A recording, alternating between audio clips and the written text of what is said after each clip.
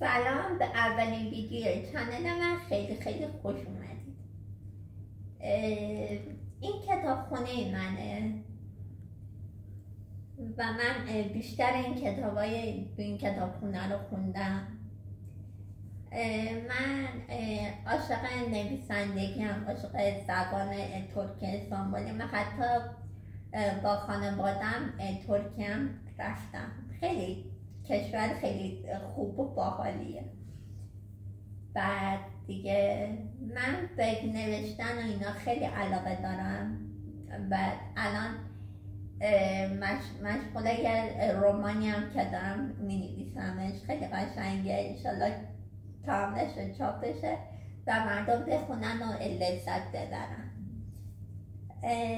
من نویسندگیمو خیلی سال پیشه که خیلی علاقه داشتم و اینا. بعد دیگه کلاس اینا ثبت نام کردم اینا. بعد کلاس همین آنلاین رفتم. استادم هم آقای شاهین کلانتری خیلی استاد خوبی هستن. بعد دیگه من زبان ترکی من خیلی دوست دارم و دارم میخونم. بعد من زندگی با مامانم خیلی دوست دارم. مامانم یعنی عاشق مامانم هستم. بعد دیگه خب شرایط اینجوری بدنی من اینا خب سخته، ولی خب باید تلاش کرد دیگه. تو زندگی آدم باید تلاش کرد که به جایی خیلی بالاتری برسه. این که میگن که معلولیت محدودیت میاره، این من اصلا قبول ندارم. تا معلولیت اصلا محدودیت نمیاره.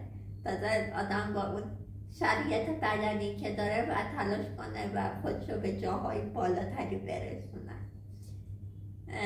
بعد اینکه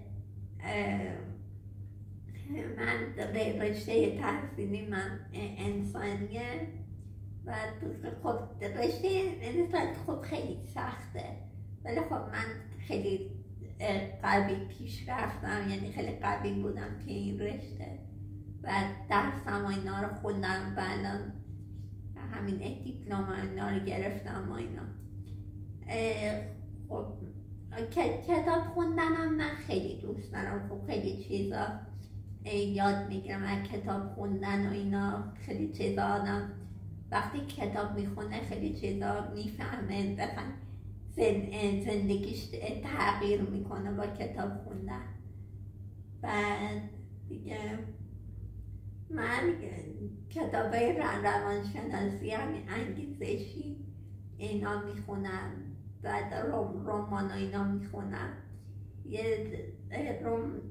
یکی از نویسنده هایی که خیلی مورد علاقم هست خانم هما پوراسپانیه که من کتابای همین ماهیتو، سجاد و صلیب و با همین قرار نبود و خوندم از ایشون و ذهن خالی رو خوندم از ایشون. ولی هنوز چند تا دیگه کتاب اینا هست که از ایشون کتاب خونم که انشالله شروع میخونم، چون نویسنده خیلی خوبی هستن. یعنی کتاباشون یه جوریه که آدم میخونه اصلا یه جایی از کتاب هرست میگیره، یه جایی میخندی، یه جایی گریت میگیره. ولی خب خیلی قشنگه کتاب، یعنی قلمشون رو خیلی دوست دارم. بعد دیگه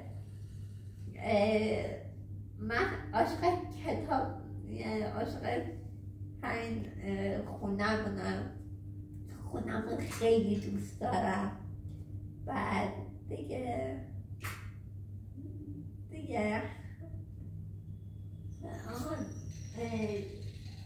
و دوست دارم که همیشه به مامانم کمک کنم یه کارای خونه. بعدم که موقع که مثلا نمیتونستم وایسم توی وایستادم که من ظرفی برای صرف و اینا میشستم.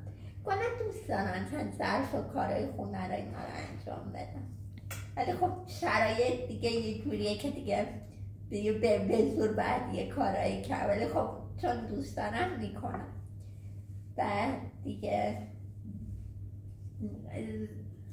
من خب فعلا تا ویدیوهای بعدی خدا نگهدار.